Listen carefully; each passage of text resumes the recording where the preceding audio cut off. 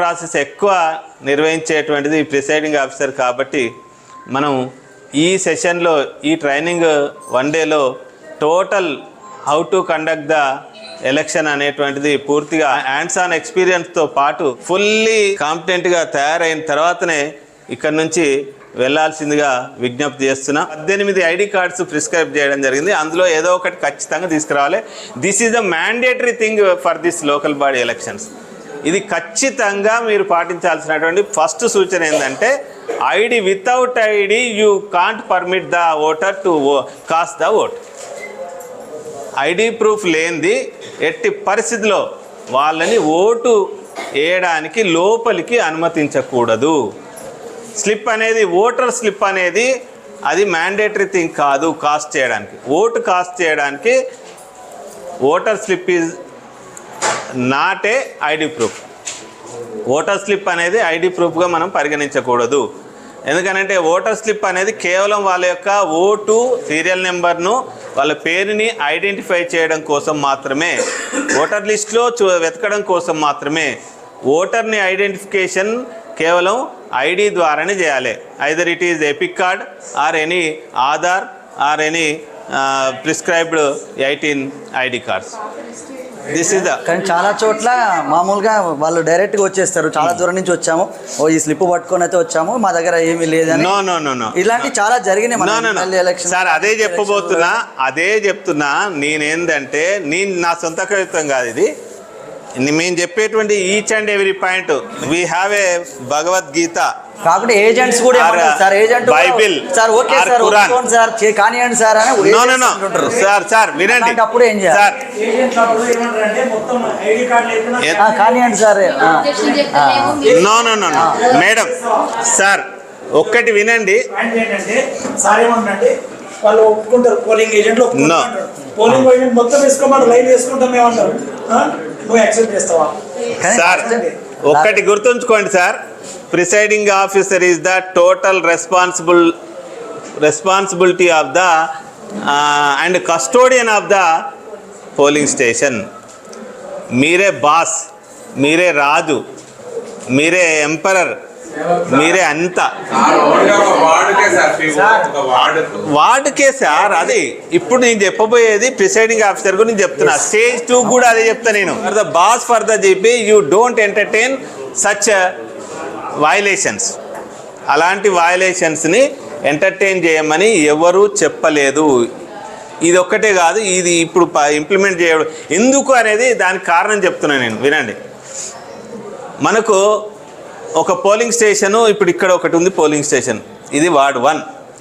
అక్కడ ఒక polling station ఉంది వార్డ్ 2. ఇక్కడ ఒక పోలింగ్ స్టేషన్ ఉంది వార్డ్ 3. ఇక్కడ ఒక పోలింగ్ స్టేషన్ ఉంది వార్డ్ 4. ఇక్కడ 4 పోలింగ్ స్టేషన్స్ ఉన్నాయి వార్డ్ 1 to 4. ఎక్స్ అనేట ఆయన వచ్చిండు, రామయ్యతో ఏదొద్దు ఎక్స్ క్యాండిడేట్ వచ్చినటువంటి సందర్భంలో మనకి ఇక్కడ ఉన్నటువంటి స్పెషల్ థింగ్ ఏంటంటే ఇక్కడ ఈ ఎలక్షన్లో ఎస్పెషల్లీ ఈ గ్రామ పంచాయతీ ఎలక్షన్లు and further coming elections also voter లిస్టులు ప్రీవియస్ ఎట్లుండేదంటే 1 నుంచి స్టార్ట్ అయ్యి ఆ విలేజ్కి సంబంధించి టోటల్గా continuous number of serial number ఉండేది ఓటర్స్ది. కానీ ఈ ఎలక్షన్లో ఏం జరిగిందనంటే, ఈ ఎలక్షనే కాదు కమింగ్ ఎలక్షన్స్ కూడా రాబోయేటువంటి ఎలక్షన్లు కూడా ఏ పోలింగ్ స్టేషన్కు ఆ పోలింగ్ స్టేషన్ 1 నుంచి స్టార్ట్ అవుతాయి. Serial number of the voters should be in the every voter list starts from 1 only. 1 నుంచే స్టార్ట్ అవుతుంది ఏ పోలింగ్. ఇక్కడ 1 ఉందా, ఇందులో 1 నుంచి అందులో 200 ఉన్నాయనుకో 1 to 200. అది ఉంది 1 to అందులో 198 ఉన్నాయనుకో 1 to 198. ఇందులో ఉంది 1 to 175, 1 to 170. మళ్ళీ ఇందులో ఒక 250 ఉండరు 1 to 250. ఇందులో ఒక ఎక్స్ ఉన్నాడు, సేమ్ నేము, సేమ్ సర్నేము, సేమ్ అంతా. ఆ ఊళ్ళో వెంకటయ్య అనే పేరు 100 మందికి ఉంటుంది. ఇంక ఇంటి పేరు కూడా సేమ్ ఉంటుంది. ఇందులో ఒక ఆయన ఉన్నాడు, వచ్చిండు, ఆయన ఐడి ప్రూఫ్ ఏదో తెచ్చుకుండు, చూపించిండు, ఓటు వేసిపోయాడు. కొద్దిసేపటి తర్వాత సేమ్ అదే పేరుతో వచ్చిండు, సార్ నా ఓటు అంటే, అరే వేసినావు కానీ ఆల్రెడీ మార్కుడ్ కాపీలో మార్క్ అయిపోయింది, there is no chance to vote అంటావు. అప్పుడు ఏం చేస్తాం? ఆయన ఏం చేస్తాడు, ఆ ఏజెంట్స్ ఏం చేస్తారు, అవును సార్ ఈయన ఎక్సే, మరి అవునా వెళ్దాక ఎక్స్ అని అన్నావు కదా, అవును ఆయన కూడా ఎక్సే సార్, అరే మిస్ అయింది సార్, ఆయన ఎక్స్ అనేది ఒక 9th వార్డులో ఉంది సార్, ఇంట్లోకి వచ్చి వేసిపోయిండు. What will happen then? ఏమైతే చెప్పండి అప్పుడు? టెండర్డ్ ఓటు కాదు చేస్తా అంటాడు. నా ఓటు నాకు కావాల్సిందే, నేను ఓటు వేయకపోతే నేను చచ్చినంతో సమానం, నా ఓటు నాకు కావాలంటాడు. అప్పుడు మనం ఏం చేస్తాం? సెక్షన్ 217 ప్రకారం 500 రూపాయల జరిమానా, 3 నుంచి 5 సంవత్సరాలు జైలు శిక్ష ప్రిసైడింగ్ ఆఫీసర్కు, అక్కడ పనిచేసినటువంటి పోలింగ్ ఆఫీసర్కు పడడం జరుగుతుంది. This is the act. Rule ప్రకారమే పోదాం. రూల్ ప్రకారం పోవాలి. We should obey the rules. మనం ఖచ్చితంగా ఎలక్షన్ రూల్స్, పంచాయతీరాజ్ యాక్ట్లో ఉన్నటువంటి ఈచ్ అండ్ ఎవ్రీ రూల్ని మనం తెలుసుకొని ఉండాలి. వయలేషన్ ఆఫ్ ద రూల్స్ మనమే చేస్తే, ఒక్కరికి అవకాశం ఇస్తే వాళ్ళందరికీ అట్లనే వస్తారే, మా బూతులో ఆ సార్ మంచోడురా, ఏది లేకున్నా ఏనిస్తుండు ఓటు మంచోడని ఆ ఊరు మొత్తం పాకుతుంది. ఇక వస్తూనే ఉంటాడు, వేస్తూనే ఉంటాడు, మొత్తం ఆగమాగం అయిపోతుంది. ఇప్పుడు ఒక్కరిని ఒక్క బూత్లో ఒక్క స్టేషన్లో మనం ఎంటర్టైన్ చేస్తే అది వెరీ ఫాస్ట్గా, వెరీ ఫ్రాక్షన్స్ ఆఫ్ సెకండ్స్లో అది స్ప్రెడ్ అయిపోతే, ఏమి ఏనిస్తలేరట, అరే ఏం చూస్తలేరట, పోరా నువ్వు ఫలానా ఒకటి రాలేరా, పో వేసిరా పో అనేటువంటి విధంగా తయారవుతుంది. అక్కడ ఉన్నటువంటి ఏజెంట్స్ కూడా ఏం చేస్తారు తెలుసా, వాడు రాగానే వీడు అనుకుంటాడు, ఒక ఎక్స్ ఏమనుకుంటాడు, ఇది నా ఒకటేరా నాకు పడుతుంది, ఇట్లా సైగా చేస్తాడు. ఇంకో పక్కోడు ఏమనుకుంటాడు, నీకేం ఇది మానోడే ఇంకోడు ఏమంటాడు, నాకే పడుతుంది ఏని అంటాడు. ఆడ అంతసేపు ఏం చేస్తారు తెలుసా, ఏం జరగనంతసేపు, మంచిగా ఉన్నంతసేపు ఇది నా ఓటే అని, ఇది నా ఓటే అని వాళ్ళు మనసులో అనుకొని ఏనిస్తారు. పక్కా ఐడెంటిఫైడ్ క్యాండిడేట్ ఉంటాడు ఒక పార్టీకి, వాడు వస్తాడు, సార్ నా ఓటు, ఏందా నువ్వు ఐడి కార్డు తెలియదంటే, అదేం సార్ ఇప్పటిదాకా అందరిని నేను ఇచ్చిరు కదా అంటాడు.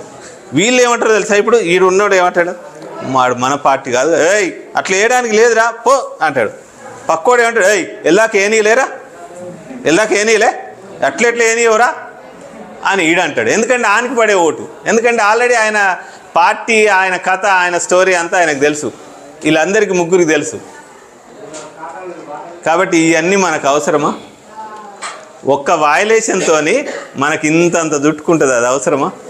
కాబట్టి humble request and as per rule మనం ఫాలో కావాల్సింది ఏంటంటే, స్లిప్ అనేది only for the identification of the voter serial number and name. Voter identity must be with ID proof. ఇది మాత్రం మ్యాండేటరీ థింగ్. ఎట్టి పరిస్థితిలో దీనికి ఒబే కావాల్సిందే, ఈ రూల్ని పాటించాల్సిందే.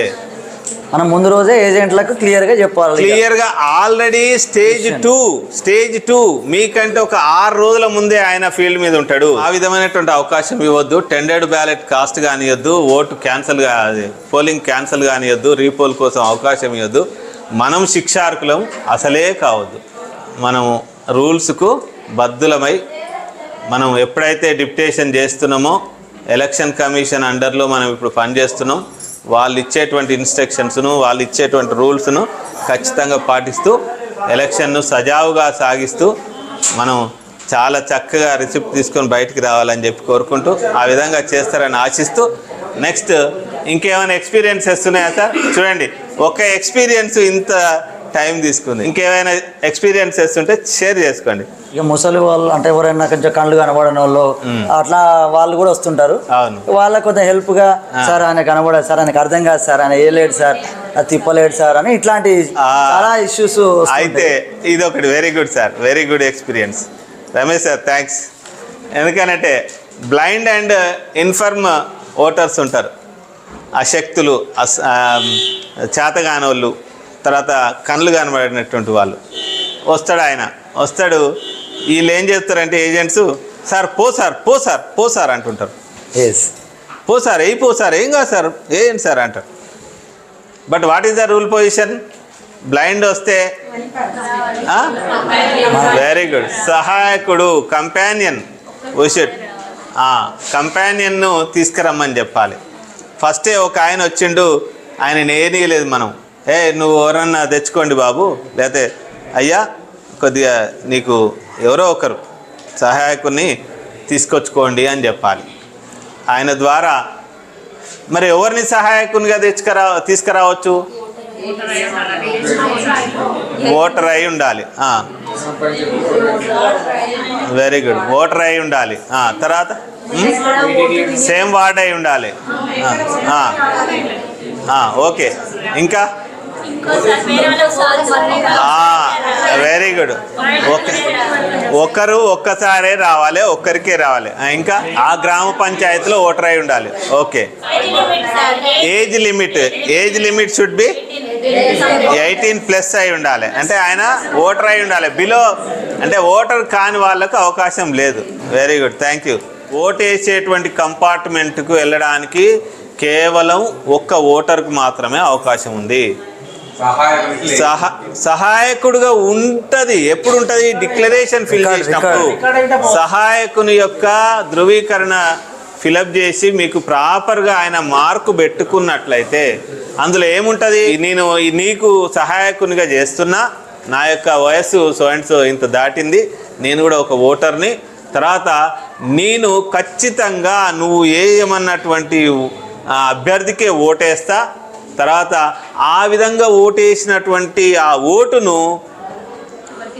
ఎవరికి చెప్పను, సీక్రసీ ఆఫ్ ద ఓటు నేను మెయింటైన్ చేస్తా అని చెప్పేసి ఆయన డిక్లరేషన్ ఇస్తే ఆయనను మాత్రమే ఆ విధంగా సంతకం పెట్టి ఇండెలిబుల్ మార్క్ పెట్టుకున్న తర్వాత కంపానియన్ కూడా కంపార్ట్మెంట్కు అలో చేయడం జరుగుతుంది. సార్ మరి ఇద్దరు వస్తే ఎట్లా సార్? ఒక తాత నాయనమ్మని తీసుకొని వస్తాడు, ఆయన ఒక్కడుంటే లేదు, ఖచ్చితంగా ఆయన ఒక్కరికి సహాయం చేయడానికే అర్హుడు. That is the mandatory thing.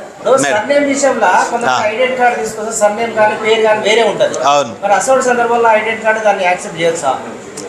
Sir ఏమంటుండంటే బక్క యాదయ్య, ఆయనని ఊర్లో ఇంటి పేరు బక్క యాదయ్య, వాళ్ళని ఏమంటారు ఊళ్ళో బండకింది యాదయ్య అని కూడా అంటారు, లేదా కట్టకింది యాదయ్య అని అంటారు. ఆయన ఒరిజినల్ ఇంటి పేరు బక్క యాదయ్య అనేటువంటి పేరుతో ఆయన ఐడి ప్రూఫ్ తెచ్చిండు, ఏదో ఒకటి ఐడి ప్రూఫ్. ఓటర్ లిస్టులో ఏమైందంటే ఏమనుకున్నాం, ఇంకోటి బండకింది యాదయ్యనో అదేంది కట్టకింది యాదయ్య అని ఉంది.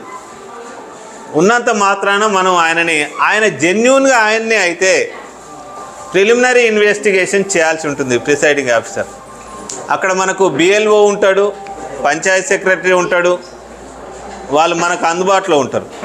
వాళ్ళని పిలిపించి ఈ యొక్క వ్యక్తి బక్క అని ఉంది, ఇందులోనేమో బండ కిందో ఇంకేదో ఉంది, మరి ఈయన ఒకటేనా అని ప్రైమరీ ఇన్వెస్టిగేషన్ చేసిన తర్వాత మనం ఒక రూఢీ చేసుకున్న తర్వాత ఆయనకు ఓటు ఇవ్వచ్చు. అది కూడా ఎలక్షన్ ఏజెంట్స్, మన పోలింగ్ ఏజెంట్స్ ఉంటారు, వాళ్ళు ఓకే ఆయననే సార్ అంటుంటారు. వీళ్ళు ఆయన్నే సార్, వాళ్ళే అదే పేరు ఇదే ఆయన్నే అని ఏమంటుంటారు. బట్ మనము ఖచ్చితంగా ఇన్వెస్టిగేట్ చేయాలి. ఏది ప్రిసైడింగ్ ఆఫీసర్ ఖచ్చితంగా ఇన్వెస్టిగేషన్ చేసి ఆయన రూఢీ చేసుకున్నాకనే ఆయనకి ఇవ్వాలి. లేదంటే బక్క యాదయ్యకి ఇచ్చినాక ఇంకో ఆయన బండకింది యాదయ్య వచ్చిండు అనుకో, మళ్ళీ అప్పుడు ఏమవుతుంది, మళ్ళీ టెండర్డ్ బ్యాలెట్స్ కాస్ట్ అయ్యేటువంటి అవకాశం ఉంటుంది. దీనికి ఛాన్స్ ఇవ్వద్దు. ఓకేనా సార్? అయిపోయిందా? నెక్స్ట్ మీరు చెప్పండి సార్. కంపానియన్ అదే వాడా నెక్స్ట్ ఊరు కంపానియన్ అని ఆ జీపీలో ఉంటే సరిపోద్ది. మనం ఓటేస్తే లెఫ్ట్ హ్యాండ్ ఇండెక్స్ ఫింగర్, కంపానియన్గా పోతే right hand index finger. Sir అనేది ఏంటంటే అసలు అతను ఓటరా కాదా అని ఈయన లిస్ట్, ఇప్పుడు ఈయన వార్డులో ఆయన లిస్ట్ కనబడదు కదా, అవును. ఆయన ఈ ఊర్లో ఓటరా కాదా అని ఎట్లా గుర్తుపట్టాలి? అవును, ఏజెంట్ సురుగా సార్, అదే. ఏజెంట్ సురుగా. లేదంటే లేదా ఓటర్ పక్కన లిస్ట్ తెచ్చుకోవాలి. పక్కన ఏ వార్డు? బిఎల్ఓ ఉండు కదా, పక్కన పంచాయతీ సెక్రటరీ ఉండు కదా, ID card compulsory sir. Companion కూడా ఐడి కార్డ్ తేవాలి, ఆయన ఏ వాడో అడగాలి. కంపానియన్ కూడా ఐడి కార్డ్ తేవాలి. ఉత్తనే నేను ఈయనకు సహాయం చేస్తా అంటే కుదరదు, ఆయన కూడా ఐడి ప్రూఫ్ తేవాలి.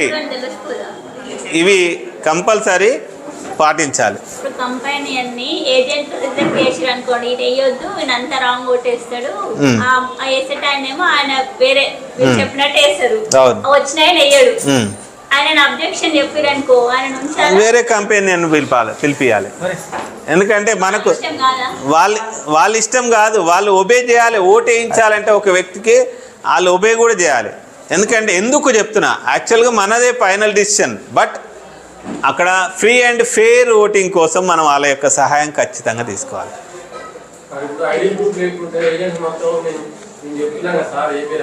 అది మాత్రం ఒబే చేయదు, తీసుకోవద్దు. ఎందుకంటే వాళ్ళకి ఎక్స్ప్లెయిన్ చేయాలి వాట్ ఆర్ ద. ఇప్పుడు ఫస్ట్ పోలింగ్ ఏజెంట్స్గా ఎవరైతే రిక్రూట్ అయ్యారో RO2 గారు బిఫోర్ డేనే వాళ్ళకు ఒక మీటింగ్ కండక్ట్ చేసి what is the rule position అనేది క్లియర్గా ఎక్స్ప్లెయిన్ చేస్తారు. ఆల్రెడీ అభ్యర్థులకు కూడా స్టేజ్ 1 స్టేజ్ 2 వాళ్ళంతా మీటింగ్ పెట్టి, ఎంపీడీఓ గారు, MRO గారు, RDO గారు, వీళ్ళంతా మీటింగ్ పెట్టి సో అండ్ సో MCC ఉంటుంది, ఖచ్చితంగా మీరు మోడల్ కోడ్ ఆఫ్ కండక్ట్ పాటించాల్సిందే, ఎట్టి పరిస్థితుల్లో మీరు వయలేషన్ ఆఫ్ ద MCC చేయొద్దు అనే విషయాలు క్లియర్గా ఎక్స్ప్లెయిన్ చేస్తారు. ఒక అభ్యర్థికి ఒక హ్యాండ్ బుక్ కూడా ఇస్తారు. మనకెట్లయితే హ్యాండ్ బుక్ ఇచ్చిరో వాళ్ళకు కూడా ఒక హ్యాండ్ బుక్ ఇవ్వడం జరుగుతుంది. అవన్నీ రూల్ పొజిషన్ వాళ్ళకు కూడా క్లియర్గా చెప్పే ఉంటాం. ఇంకోటి, recruiting as a polling agent అన్నప్పుడే మనం ప్రిసైడింగ్ ఆఫీసర్ ఖచ్చితంగా వాళ్ళకి క్లియర్గా చెప్పాలి, మన పోలింగ్ బూత్లో ఏ విధంగా మనం ఎలక్షన్ని కండక్ట్ చేసుకోబోతున్నాం అనేటువంటి విషయాన్ని వాళ్ళకి క్లియర్గా ఎక్స్ప్లెయిన్ చేయాలి ముందు రోజే. వాళ్ళని మనం పోగానే ఏం చేయాలనేది మనం నెక్స్ట్ వచ్చేస్తుంది, అందులో ఏం సంశయం లేదు. మనము we should bound the rule position. ఎట్టి పరిస్థితుల్లో వయలేషన్ ఆఫ్ ద రూల్ మన నుండి అస్సలు స్టార్ట్ కావద్దు, మనం అస్సలే చేయొద్దు. ఎందుకనంటే రీసెంట్లీ చూడండి, RO1 ఒకరోజు ఏమైంది, ఫస్ట్ స్పెల్ ఆఫ్ ద గ్రామ పంచాయతీ ఎలక్షన్లో ఒక దగ్గర ఎక్కడో పేరు యాదకొస్తలేదు కానీ ఒక RO గారు మనోళ్ళే కదా పోనీలే అని చెప్పేసి 4గురిని అలౌ చేసిండు. వాళ్ళు ఏం చేసిరు, చక్కగా ఫోటో తీసుకొని వైరల్ చేసుకురు, పేపర్లో కూడా వచ్చింది. ఏమైంది సార్ అక్కడ వయలేషన్ ఆఫ్ ద రూల్ ఏమైంది? Immediate suspension of the RO, suspension చేసిర్రు ఆయనని. బట్ మన యొక్క ఉదారతత్వము, మన యొక్క ఉదాసీనత ఎవరికి అన్యాయం, ఎవరికి నష్టం చేసింది? మనకి. మనం ఒక్కరోజు ఏదో 2 రోజుల కోసం వచ్చినటువంటి వాళ్ళము ఏదో పోనీలే అనేటువంటి విధంగా మనం ఎట్టి పరిస్థితిలో ప్రవర్తించకూడదు అనేటువంటి విషయాన్ని నేనైతే చెప్తున్నా. అది ఇక మీ ఇష్టం. ఇంకా ఎనీ ఎక్స్పీరియన్స్? రైట్, అదే నేను చెప్పిన కదా సార్, BLO అండ్ మనకు ఐడి ప్రూఫ్ ఒకటి మెయిన్ ఇంపార్టెంట్. తర్వాత ఓటర్ స్లిప్ ద్వారా మనం ఐడెంటిఫై చేసిన తర్వాత వేరియేషన్ కనబడుతుంది. వేరియేషన్ కనబడ్డప్పుడు ఈ ఏజెంట్స్ యాక్సెప్ట్ చేసిర్రు అనుకున్నప్పుడు నాకే డౌట్ ఉంది, యాజ్ ఏ ప్రిసైడింగ్ ఆఫీసర్ నాకే డౌట్ ఉంది, అరే ఇదేందో తేడా ఉంది. అమ్మగారు ఇక్కడ ఏంది బండ మీద సీత అని ఉంటుంది, అక్కడికి వచ్చేసరికి చింతకింది సీత అని ఉంటుంది, లేకపోతే చింతకింది అట్లా ఉంటుంది. ఉన్నప్పుడు ఏం చేస్తాం మనం, క్లియర్గా BLOని కానీ తర్వాత సెక్రటరీ గారు కానీ ఉంటారు, మనకు అందుబాటులోనే ఉంటారు, అక్కడనే ఉంటారు, వాళ్ళతో ప్రిలిమినరీ ఇన్వెస్టిగేషన్ చేయాలి మనం. అలాంటి వాళ్ళని ఆపండి కొద్దిసేపు. మీ యొక్క ఇన్వెస్టిగేషన్ అయిపోయాక పర్ఫెక్ట్గా ఆమెనే, ఆ ఓటర్ ఆమెనే అని డిక్లేర్ చేసుకున్నాకనే పర్మిట్ చేయాలి. ఎట్టి పరిస్థితిలో ఇది సార్ ఫోన్లో ఏదో ఒక Aadhaar no phones are not allowed even our PO and APO మనకే అలో లేదు. ఫోన్ అసలు ఫోన్ తీసుకొస్తారని మీరు ఏమనుకోకండి, ఎందుకంటే అక్కడనే సెక్యూరిటీ ఎస్హెచ్ఓ ఉంటారు. వాళ్ళు ఖచ్చితంగా ఇట్లా చూస్తూనే ఉంటారు, ఇక్కడ కనబడుతుందా అవతల పడేసే అంటారు. అలాంటి ఎంటర్టైన్మెంట్ మీరు చేయొద్దు. Phone is not allowed for polling officers also. Polling officers కూడా ఎవరికి ఫోన్ లేదు ఎక్సెప్ట్ RO2 కూడా ఆయన తీసుకొని ఏదో ఫోటోలు తీస్తా అంటే మాత్రం అది కూడా వయలేషన్ ఆఫ్ ద MCC అవుతుంది. అది కూడా లేదు. కేవలం ఓటింగ్ సరళి పర్సంటేజ్ ఆఫ్ ద ఓట్స్ చెప్పడం, మీ ద్వారా 10 ప్రిసైడింగ్ ఆఫీసర్లు ఉంటే 10 మంది ఉంటే వాళ్ళ దగ్గర సేకరించుకొని ఆయన 5 ఆఫీసర్లకు ఇన్ఫర్మేషన్ పాస్ చేయడం కోసం తప్పితే వేరే ఇతరత్ర నేను ఫోన్ మాట్లాడుకుంటూ కూర్చుంటా, లేకపోతే యూట్యూబ్ వీడియోస్ చూసుకుంటూ కూర్చుంటా, లేకపోతే ఇంకేదో చూస్తా అంటే మాత్రం that is not possible. Time లేదు, నేను అనేది RO2 గారి గురించి చెప్తున్నా.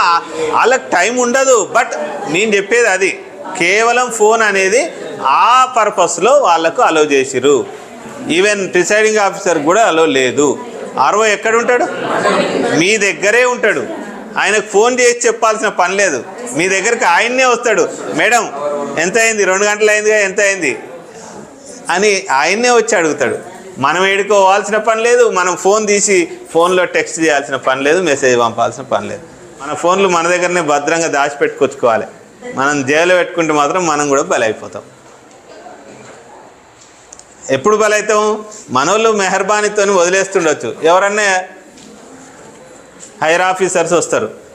మన జోనల్ ఆఫీసర్ సారే వచ్చిండు, రమేష్ సార్ వచ్చిండు. ఇమీడియట్గా ఈ has a power to suspend. మిమ్మల్ని ఆ విధుల నుంచి సస్పెండ్ చేసేటువంటి అవకాశం సార్కు ఉంటుంది. కాబట్టి ఆ అవకాశం మనం ఎందుకు ఇవ్వాలి? ఇవ్వకూడదు. Okay, thank you for your cooperation. ఈ విధంగా ట్రైనింగ్లో మీరంతా కూడా పార్టిసిపేట్ కావాలని